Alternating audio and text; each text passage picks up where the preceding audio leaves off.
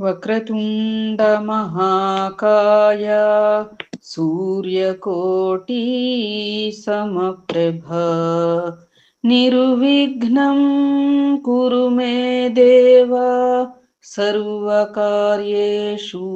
సర్వదా. గురు బ్రహ్మా గురుర్విష్ణు గురుర్దేవో మహేశ్వరః. గురు సాక్షాత్ పరబ్రహ్మ తస్మై శ్రీ గురవే నమః. శరదా శరదాంభోజ వదనా వదనాంబుజే సర్వదా సర్వదాస్మాకం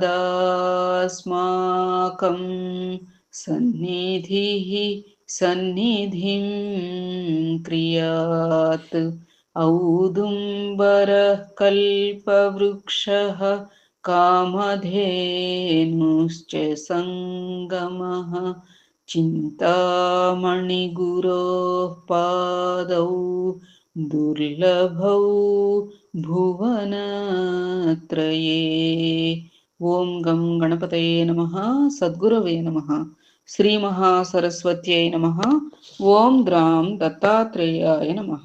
మనము శ్రీ గురు చరిత్ర 41, 42 అధ్యాయాలు నేటి పారాయణ ప్రకారం చెప్పుకుందామమ్మా.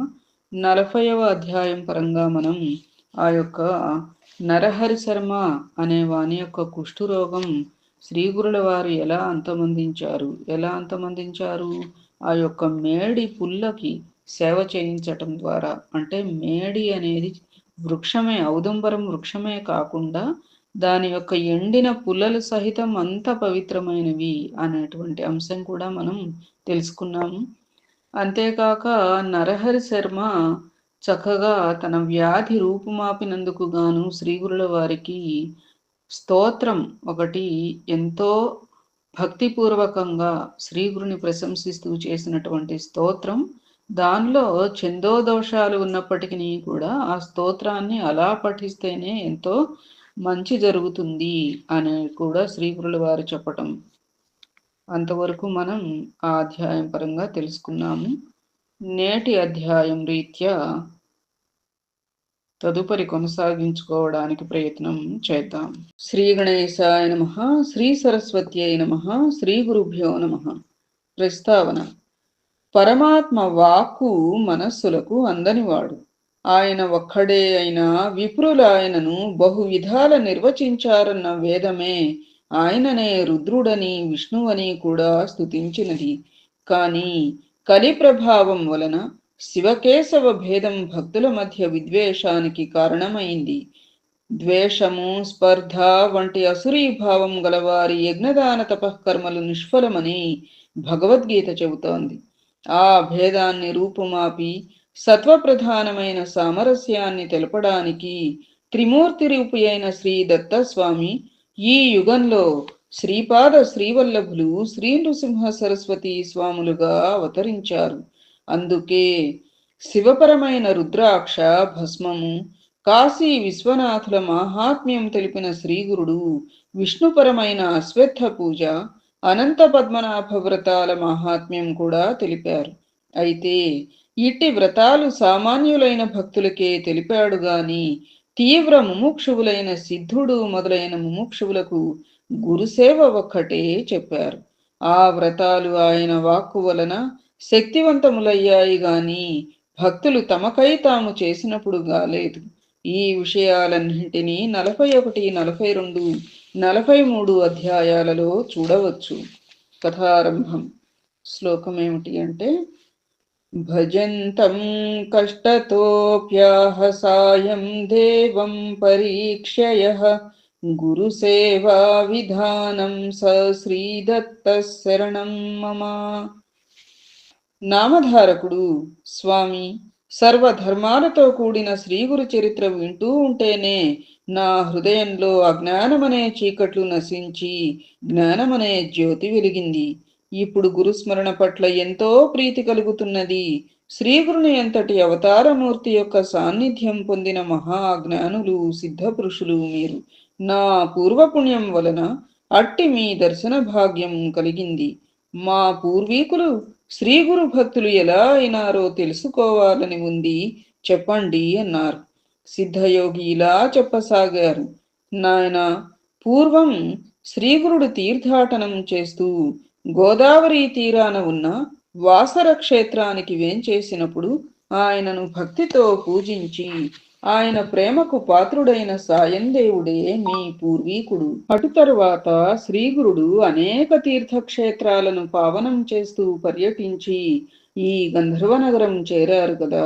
అటు తరువాత వారి కీర్తి దశ దిశలా వ్యాపించి సుదూర ప్రాంతాల నుండి కూడా ఎందరెందరో వచ్చి వారిని సేవించి అభీష్ట సిద్ధి పొందుతున్నారని మీ పూర్వీకుడైన సాయందేవునికి తెలిసింది.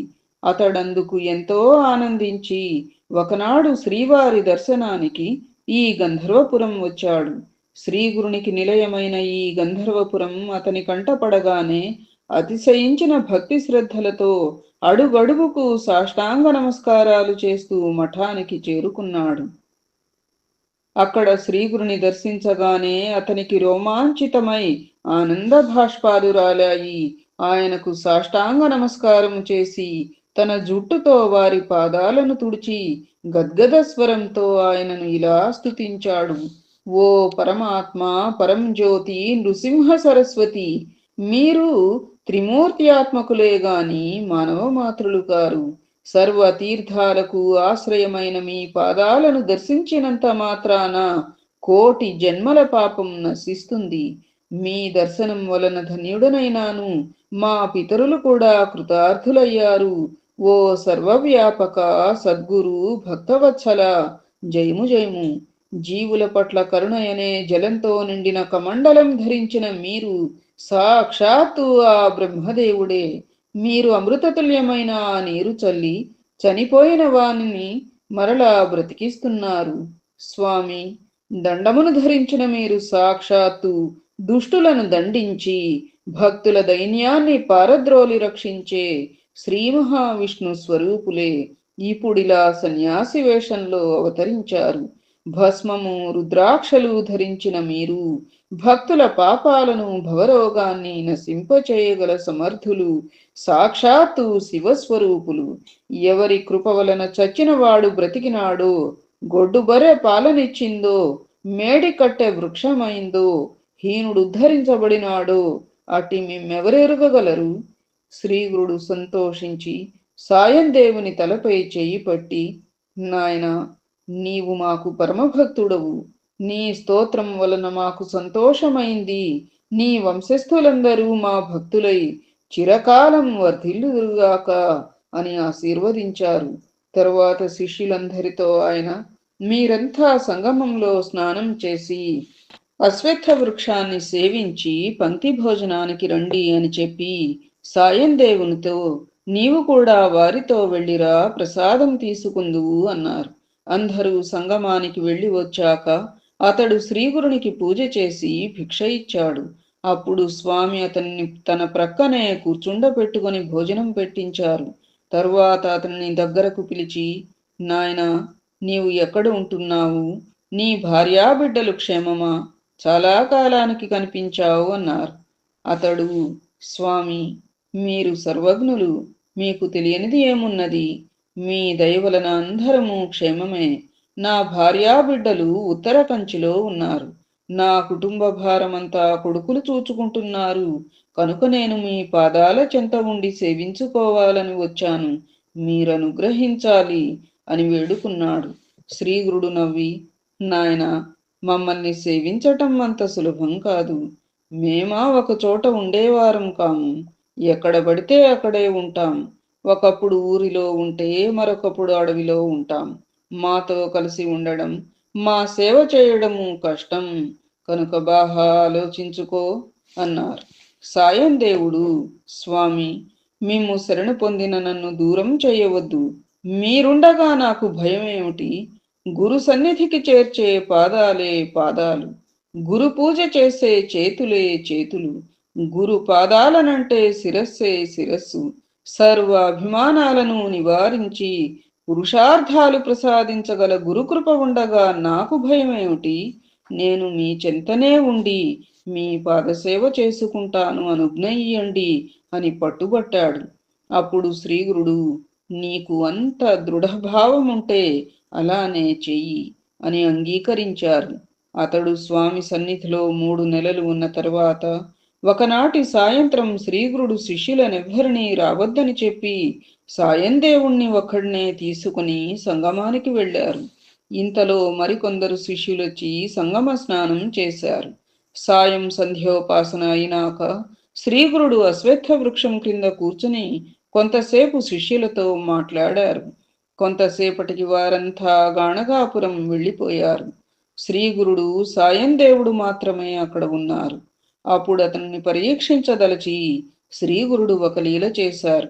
అంతలోనే అకస్మాత్తుగా పెనుగాలి చెలరేగింది. ఆ గాలికి చెట్లు ఊగిపోయి విరిగి పడుతున్నాయి. ఆకాశమంతా కారు మేఘాలు అలుముకొని భయంకరంగా ఉరుములు, కన్నులు మిరుముట్లు గొలిపే మెరుపులతో కుండపోతగా వర్షం ఆరంభమైంది. సాయందేవుడు ఆ గాలికి ఎలాగో ఓర్చుకొని తన ఒంటిపై ఉన్న ఉత్తరీయం తీసి శ్రీగురునికి కప్పి ఆయనకు అడ్డంగా నిల్చున్నాడు. ఇలా గాలి వాన అర్ధరాత్రి 2వ జాము వరకు కొనసాగాయి. గాలివాన కొంత నెమ్మదించగానే దుర్భరంగా చలిగాలి వీచసాగింది. అప్పుడు శ్రీగురుడు, నాయనా, మమ్మల్ని చలి బాగా బాధిస్తున్నది. గ్రామానికి వెళ్ళి మఠం నుండి అగ్ని తీసుకురా అన్నారు. అతడు బయలుదేరుతూ ఉంటే అతనిని బాట కటూ ఇటూ చూడకుండా త్వరగా వెళ్ళిరమ్మని చెప్పారు. వెంటనే సాయందేవుడు బయలుదేరి గంధర్వపురం వైపుకు నడవసాగాడు. దారిలో ఎక్కడ అడుగు పెట్టినా మోకాలు లోతున బురదలో కాళ్ళు కూరుకుపోతున్నాయి. ఆ పైన నీరు రొమ్ము లోతున ప్రవహిస్తోంది. కన్ను పొడుచుకున్నా కనిపించనంతగా కారు చీకట్లు అన్ని దిక్కులా కమ్ముకున్నాయి. వేగంగా వీస్తున్న గాలి అతనినొక ప్రక్కకు నెట్టివేస్తోంది.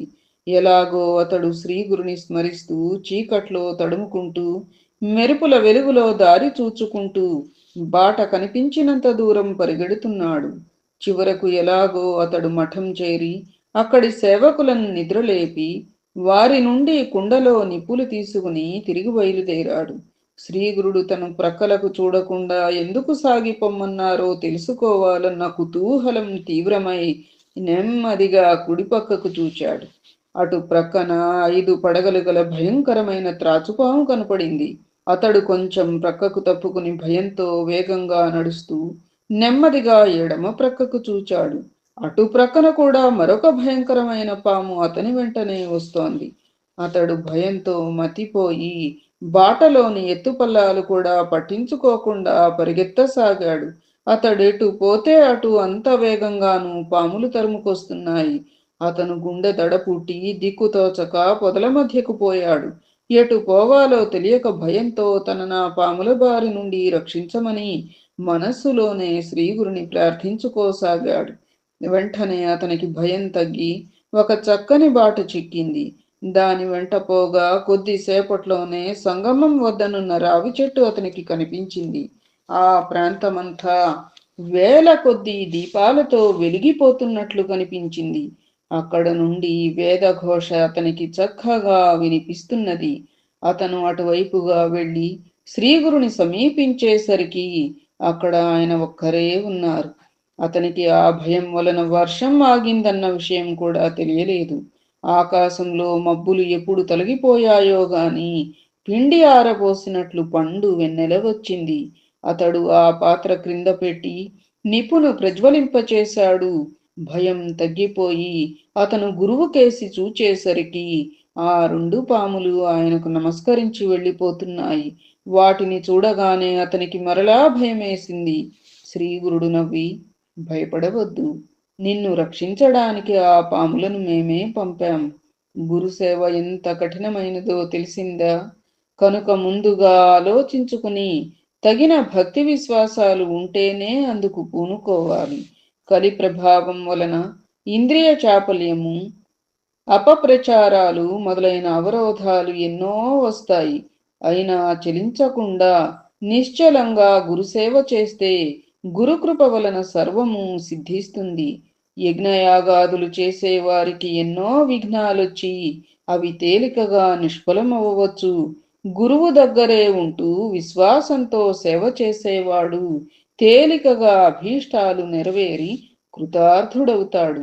ఏకభావంతో ఆయనను ఆరాధించడమే ఉత్తమ సాధన. పతివ్రత తన భర్తను సేవించినట్లు సత్ శిష్యుడు తన గురువును విడువక నీడవలే సేవిస్తాడు. దేహంతో సహా తన సర్వస్వము గురుసేవకే అర్పిస్తాడు. గురువే పరమేశ్వరుడని తెలుసుకొని ఆయన ప్రసాదమే భోజనంగా, ఆయన ధ్యానమే జీవనంగా, పాదతీర్థమే గంగాజలంగా సేవిస్తూ శ్రవణ మనన తత్పరుడై ఉంటాడు. గురువు ఎంతటి దుస్సాధ్యమైన ఆదేశమిచ్చినా సరే దానిని సాధించడానికి ఉపక్రమిస్తాడు. ప్రారంభించాక దానిని ఎంత కష్టపడి అయినా పూర్తి చేస్తాడు.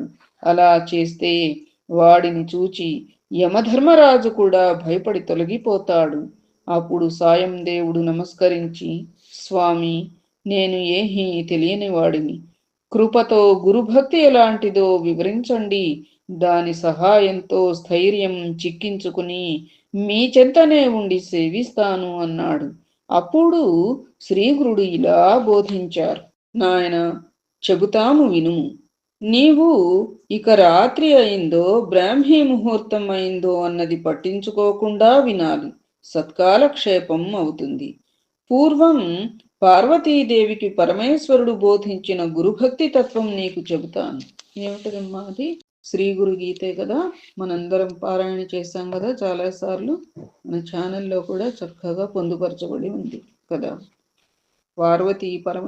పరమేశ్వరుడు పార్వతీదేవికి గురుతత్వం గురించి, ఎలాంటి గురువును ఆశ్రయించాలి, ఎవరు నిషిద్ధ గురువులు, గురువులలో రకాలు ఏమిటి, నిజమైన గురువు లక్షణాలు ఏమిటి, ఇవన్నీ కూడా ఎంతో విశదంగా వివరించారమ్మా గురుగీత.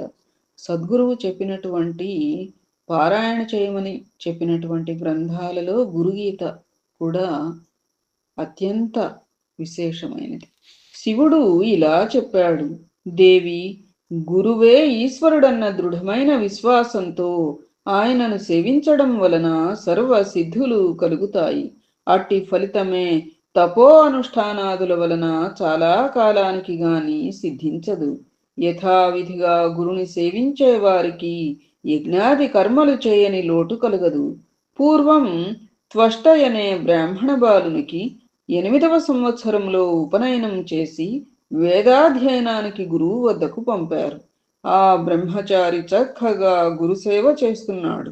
ఒకసారి ఆ గురువు యొక్క కుటీరం శిథిలమై వర్షపు నీరు లోపలకు కురిసింది. గురువు త్వష్టను పిలిచి, నాయనా, ఈ కుటీరం ప్రతిసారి వర్షానికి పాడైపోతున్నది. ఇలా గాలి, వాన, అగ్నుల వలన నశించకుండా అన్ని వసతులు కలిగి ఉండే కుటీరం నాకు కావాలి అని చెప్పాడు. అప్పుడు గురుపత్ని, నాయనా, ఎవ్వరూ నేయనిది, కుట్టనిది, రంగురంగులది, సరిపోయేది అయిన రవిక నాకు తెచ్చిపెట్టాలి అన్నది.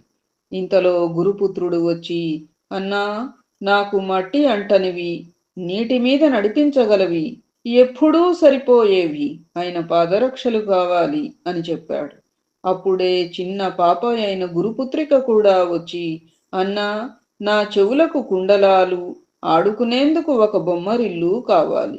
అది ఒంటి స్తంభం కలిగి దంతంతో చేసినదై పగలనదిగా ఉండాలి. అది నా వెంట తీసుకువెళ్ళడానికి వీలుగా ఉండాలి. అందులో అన్ని వసతులు ఉండాలి. దానిని నెట్టుకు వెళ్ళడానికి చక్రాలు ఉండాలి. దానిని మళ్ళీ ముడిచివేయడానికి వీలుండాలి. అందులో పీటా కుర్చీ ఉండాలి. ఆడుకోవడానికి మంచి వంట పాత్రలు మట్టివి కావాలి. నాకు అవే వంట నేర్పాలి. వాటిలోని వంట ఎంతసేపైనా చల్లారకూడదు. ఇతర వంట పరికరాలు కూడా కావాలి. అసలు సిసలు ఆడపిల్ల అనిపిస్తోంది అని చెప్పింది. త్వష్ట అంగీకరించి అడవికి వెళుతూ అవన్నీ ఎలా సంపాదించాలా అని ఆలోచించాడు. చివరకు దిక్కుతోచక తన గురువునే ధ్యానించి తన మనస్సులోనే ఆయనను శరణు పొందాడు. అలా పోతుండగా అతనికి ఒకచోట ఒక అవధూత కనిపించి, నాయనా, నీవు ఎవరు? ఇంత చిన్నవాడవు ఈ ఘోరమైన అరణ్యంలో చింతాక్రాంతుడవై తిరుగుతున్నావేమి అన్నాడు. ఆయనను చూడగానే త్వష్టకు మనస్సు శాంతించింది. తన గురువే ఆ రూపంలో దర్శనమిచ్చినట్లనిపించింది. అతడు ఆయనకు నమస్కరించి, స్వామి, ఈ నిర్మానుష్యమైన అరణ్యంలో మిమ్మల్ని చూడగానే మీరు సాక్షాత్తు ఈశ్వరుడని నాకు తోచింది. మీ దర్శన మాత్రం చేతనే నా మనస్సు స్థిరపడి ఆనందం లభించింది అని తాను సాధించవలసిన కష్టతరమైన పనుల గూర్చి విన్నవించుకున్నాడు. అవధూత అతనిని ఆశీర్వదించి, నాయన, అభీష్టప్రదుడైన విశ్వేశ్వరుడు కాశీలో ఉండగా దుర్లభమేమున్నది? నీవు కాశీ వెళ్ళి విశ్వనాథుని పూజించు. ఆయన వరంతో బ్రహ్మాది దేవతలు కూడా ఎంతో మహిమను పొందారు. కేవలం గుక్కెడు పాలు కోరిన ఉపమన్యువుకు ఆయన సాక్షాత్తు ఆ పాలసముద్రాన్నే ప్రసాదించిన దయాళువు అని చెప్పాడు. గురుసేవ తప్ప వేరు ఏహీ ఎరుగని త్వష్ట, స్వామి, కాశీక్షేత్రం ఎక్కడ ఉన్నది అని అడిగాడు. అప్పుడు ఆ మునిశ్రేష్ఠుడు, కాశీకి నిన్ను నేనే స్వయంగా తీసుకుపోతాను. నీ వలన నాకు కూడా విశ్వనాథుని దర్శనమవుతుంది అని చెప్పి తన లీల చేత అతనిని మనోవేగంతో కాశీకి తీసుకువెళ్ళాడు. శ్రీదత్తాయ గురవే నమః. శ్రీ శ్రీపాద శ్రీవల్లభాయ నమః. శ్రీ నృసింహ సరస్వత్యై నమః. 41వ అధ్యాయం సంపూర్ణం. 42వ అధ్యాయ ప్రారంభం. శ్లోకం ఏమిటి అంటే, శివతోషకరీం కాశీయాత్రాం భక్తాయ యో వదత్ సువిధం విహితాం త్వష్టా శ్రీదత్త శరణం మమ. శ్రీ గణేశాయ నమః. శ్రీ సరస్వత్యై నమః. శ్రీ గురుభ్యో నమః. వారిద్దరూ కాశీ చేరిన తరువాత త్వష్టకు అవధూత బోధించిన కాశీయాత్రా విధానం గురించి నామధారకునితో సిద్ధయోగి ఇంకా ఇలా చెప్పారు. విశ్వేశ్వరుని దర్శనం, అంతర్గృహయాత్ర, దక్షిణోత్తర మానసయాత్ర, పంచక్రోశయాత్ర, స్నానము, దానము, అర్చన, శ్రాద్ధము, అన్నపూర్ణ, విశ్వేశ్వర, బిందుమాధవ, ఢుండి వినాయక, దండపాణి, కాలభైరవ, గుహ, గుహకాశి, మణికర్ణిక మొదలైనవి దర్శించి పూజ చేసి నీ పేరు మీదుగా ఒక లింగ ప్రతిష్ఠ చేసుకో. ఇలా చేస్తే నీ గురుభక్తి దృఢమై ఈశ్వర సాక్షాత్కారం అవుతుంది. కనుక నీవు నిస్సందేహంగా నీ మనస్సులో గురుచరణాలను స్థిరంగా నిలుపుకో అని చెప్పి రెప్పపాటులో అవధూత దృశ్యమయ్యారు. త్వష్ట ఆశ్చర్యచకితుడై, ఆహా, ఈ మహాత్ముడు నా గురుకృప వలన సాక్షాత్కరించిన విశ్వేశ్వరుడే, సందేహమే లేదు. తనను నేను ఆరాధించకున్నా ఆయన ప్రసన్నుడవటం గురుకృప వల్లనే కదా. లేకపోతే ఎన్నో సంవత్సరాలు తపస్సు చేసిన ప్రసన్నుడు కాని ఈశ్వరుడు నాకెందుకు ప్రసన్నుడవుతాడు అని అనుకుని సాయిరాం యథావిధిగా కాశీయాత్ర లింగ ప్రతిష్ఠ చేశాడు. అతను ధ్యానించగానే విశ్వనాథలింగంలో శంకరుడు దర్శనమిచ్చి వరం కోరుకోమన్నాడు. అతను తన గురువు, గురు భార్య మొదలైన వారు అడిగినవి విన్నవించాడు. శంకరుడు వరమిచ్చి, నాయనా, నీ గురుభక్తికి మెచ్చాను. నీవు విశ్వకర్మ అనే సృష్టికర్తవు అవుతావు అని ఆశీర్వదించి అదృశ్యుడయ్యాడు. త్వష్ట సంతోషించి తన గురువు, గురుపత్ని, పిల్లలు కోరినవన్నీ సృష్టించి సమర్పించుకున్నాడు.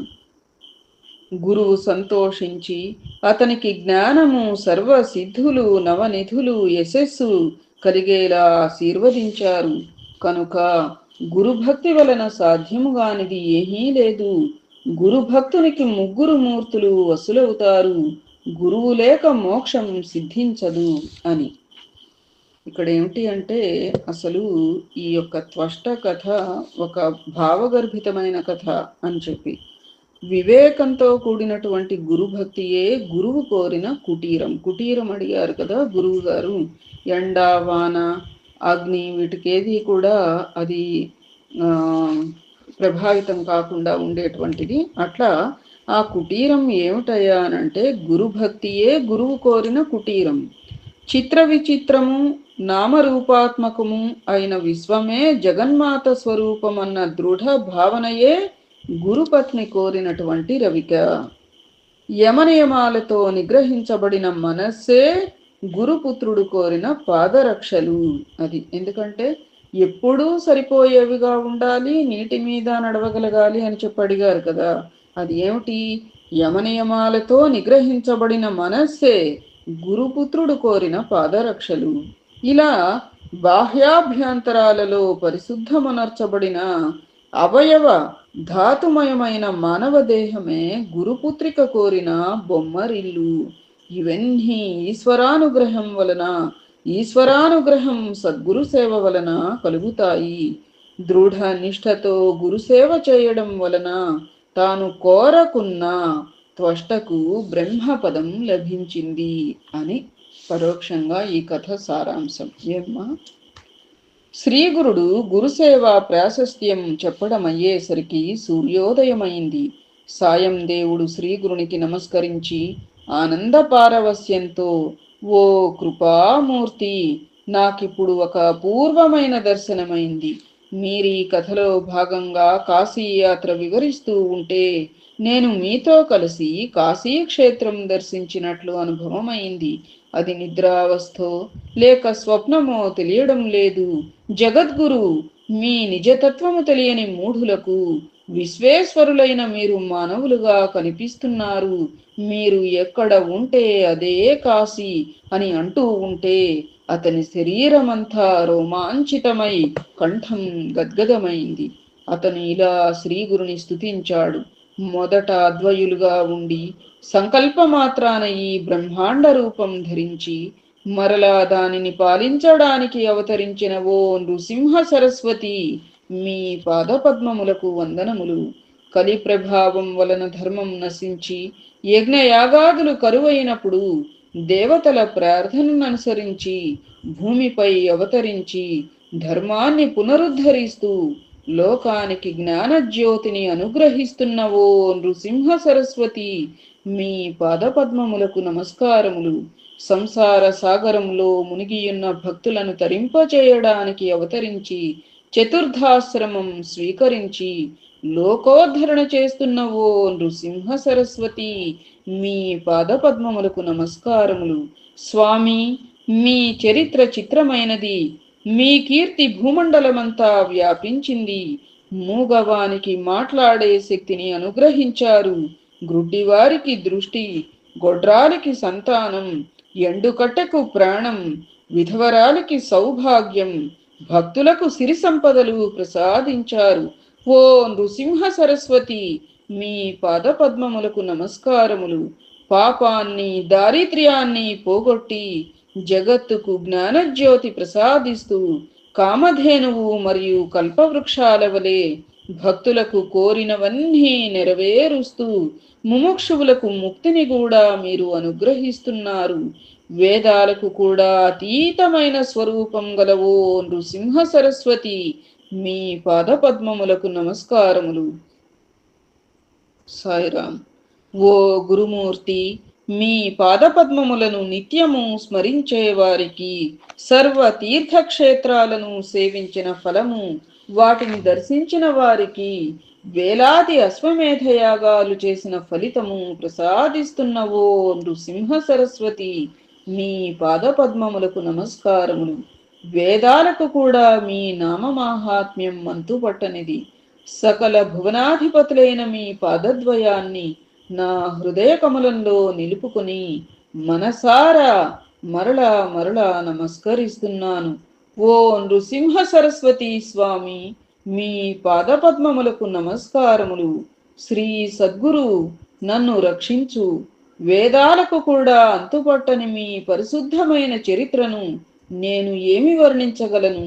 మీరు ఓంకార స్వరూపులు. పంచభూతాలు, సూర్యచంద్రులు, జీవాత్మ అనే 8 రూపాలలో మీరీ విశ్వరూపం ధరించారు. ఓ నృసింహ సరస్వతి, మీ పాదపద్మములకు నమస్కారములు. ఈ కలియుగంలో భక్తులను ఉద్ధరించడానికి దండకమండలుధారి అయిన యతీశ్వరుని రూపంలో అవతరించి భీమ అమరజ సంగమంలో శ్రీ నృసింహ సరస్వతి అను పేర నివసించిన శ్రీ గురు మీ పాదపద్మములకు నమస్కారములు. ఈ ప్రపంచంలోని భక్తులందరినీ తరింపచేయడానికి, యోగులకు దీక్షను అనుగ్రహించడానికి గాణగాపురంలో వెలిసి 4 పురుషార్థాలు ప్రసాదిస్తున్న ఓ నృసింహ సరస్వతి, మిమ్ములను స్తుతించడం వలన నాలోని దోషాలన్నింటినీ జయించి మీ పాదపద్మములకు నమస్కరిస్తున్నాను స్వామి.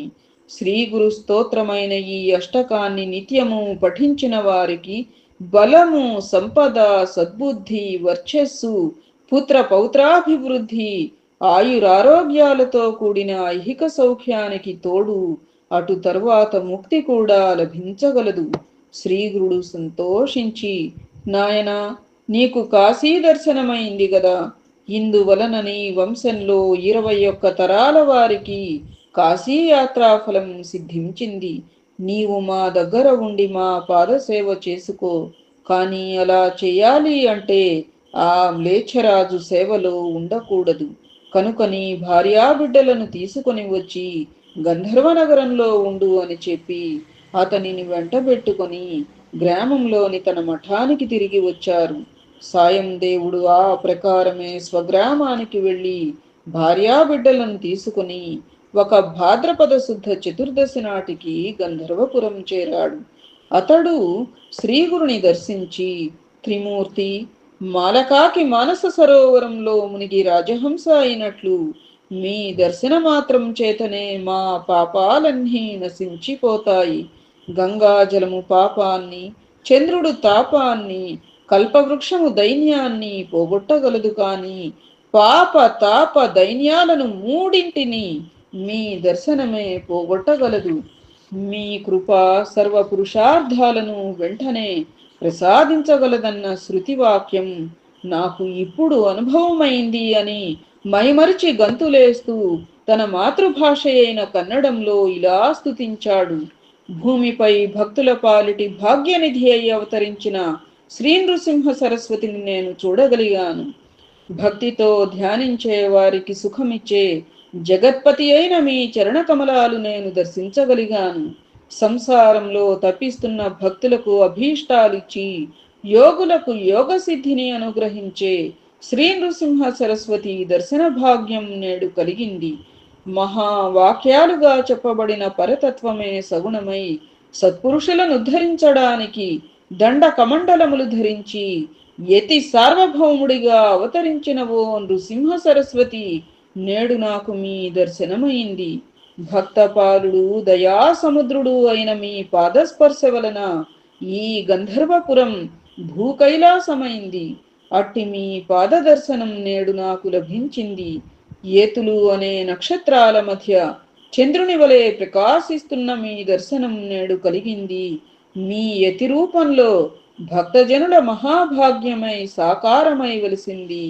వేదాంత తత్వానికి ఆదర్శమైన చరిత్రను చూపే మీ పాదాలను నేడు దర్శించగలిగాను.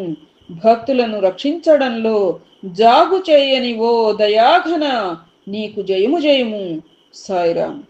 ఆనంద సముద్రుడు, గంధ పరిమళాలతో శోభిల్లే యోగిజన వల్లభుడు అయిన శ్రీకృష్ణుని మీ రూపంలో దర్శిస్తున్నాను.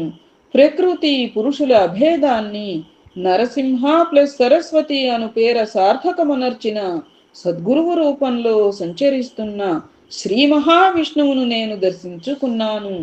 శ్రీగురుడు ఎంతో సంతోషించి అతనిని, అతని భార్యాబిడ్డలను తమ సన్నిధిలో కూర్చుండబెట్టుకొని వాత్సల్యంతో వారి క్షేమ సమాచారాలు విచారించారు. సాయం దేవుడు వారందరినీ స్వామికి పరిచయం చేశాడు.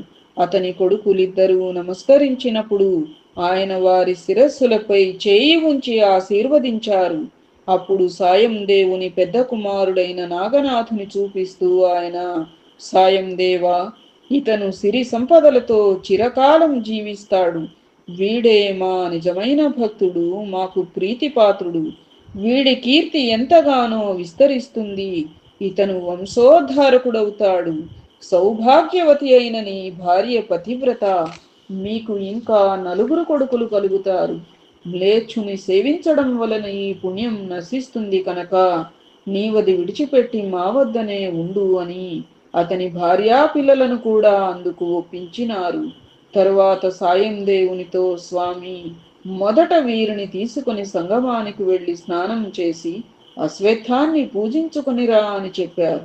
ఆనాడు అనంత పద్మనాభ చతుర్దశి కనుక నది ఒడ్డున ఎందరెందరో అనంతవ్రతం చేసుకుని శ్రీగురుని దర్శించుకోవాలని గంధర్వనగరం వస్తున్నారు. శ్రీగురుడు సాయం దేవుని కూడా అనంతవ్రతం చేసుకోమని చెప్పారు. అతడు, మీరే నాకు అనంతులు, మీ పాదసేవయే నాకు అనంత వ్రతం, నాకింక వేరొక వ్రతం ఎందుకు స్వామి అన్నాడు. అప్పుడు స్వామి, నాయన, నీవు మా మాట విని వ్రతం చేసుకో. పూర్వం కౌండిన్యుడు అనే ఋషి ఈ వ్రతము చేసుకుని అభీష్టాలన్నీ పొందినాడు. నీవు కూడా కౌండిన్య సగోత్రుడుగాన ఈ వ్రతం ఆచరించు అన్నారు. అప్పుడు సాయం దేవుడు, స్వామి, అలా అయితే ఆ వ్రత విధానమేమో మా గోత్ర ఋషి దాని వలన ఎలా కృతార్థులయ్యారో వివరించగలరు అని కోరాడు. శ్రీగురుడు ఇలా వివరించారు. శ్రీదత్తాయ గురవే నమః. శ్రీ శ్రీపాద శ్రీవల్లభాయ నమః. శ్రీ నృసింహ సరస్వత్యై నమః. 42వ అధ్యాయం సంపూర్ణం. ఏతత్ ఫలం సర్వం సద్గురు చరణారవిందార్పణమస్తు. సద్గురవే నమః. శ్రీమాత్రే నమః. ఓం ద్రాం దత్తాత్రేయాయ నమః. శుభం భూయాత్.